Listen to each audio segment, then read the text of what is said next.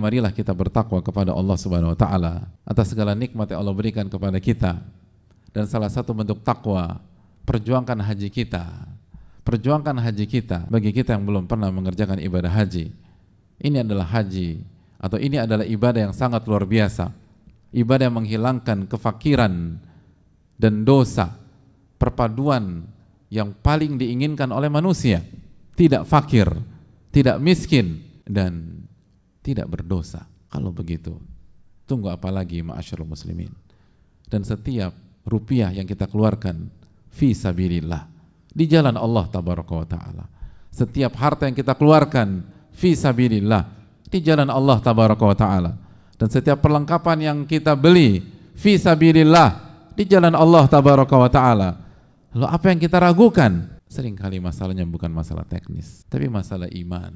Sejauh mana kita yakin kepada Allah tabaraka wa ta'ala. Oleh karena itu, orang-orang beriman tidak mudah mencari alasan untuk tidak berangkat haji. Bahkan orang-orang beriman akan berjuang sekuat tenaga. Sebagaimana Allah firmankan dalam surat Al-Hajj ayat 27. وَأَذِّن فِي النَّاسِ بِالْحَجِّ يَأْتُوكَ رِجَالًا وَعَلَى كُلِّ ضَامِرٍ يَأْتِينَ مِنْ كُلِّ فَجٍّ عَمِيقٍ. Wahai Ibrahim, undang manusia untuk mengerjakan ibadah haji. Apa yang terjadi? Undang manusia untuk mengerjakan ibadah haji. Lalu apa respon orang-orang beriman? Undang manusia untuk mengerjakan ibadah haji. Lalu apa respon orang-orang yang bertakwa? Mari kita simak baik-baik apa yang Allah firmankan tentang respon orang-orang yang beriman ketika mereka sadar, mereka tahu, mereka memahami bahwa mereka diundang oleh Rabbul Alamin, mereka diundang oleh Sang Pencipta, mereka diundang oleh Zat yang memberikan mereka tubuh yang baik, jiwa raga yang sempurna. Maka orang-orang beriman akan berjalan menuju Ka'bah, berjalan dengan kaki mereka atau menaiki unta kurus yang tidak proper, yang tidak layak untuk digunakan dalam perjalanan. Tapi jika hanya ada itu, maka orang-orang beriman akan berusaha untuk sampai ke sana.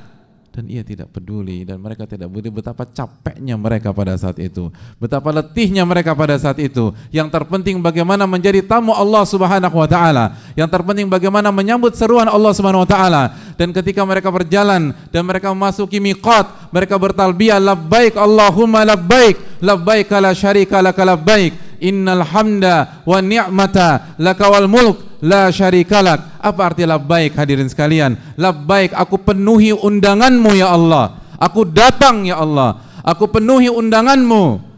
Ketika engkau mengundang aku, orang-orang beriman jemaah sekalian, nggak tahan mereka hadirin untuk tidak memenuhi undangan tersebut selama mereka mampu.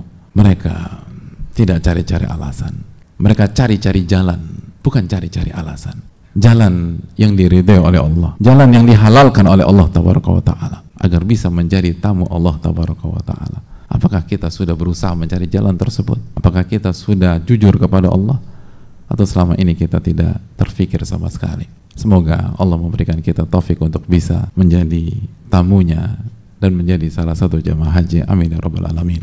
Dan yang terakhir, masyarakat muslim yang belum bisa berangkat haji tahun ini, maka jangan lupakan bahwa ada ibadah yang bernama berkurban yang bisa kita jalankan di tanah air kita. Berkurbanlah, jauh lebih murah daripada haji.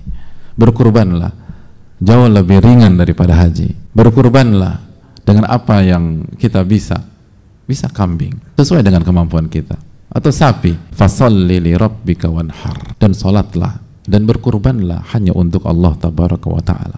Berkorbanlah hadirin sekalian, dan jangan mudah mengatakan nggak mampu. Berkorbanlah, dan jangan mudah mengatakan belum ada uang pada tahun ini.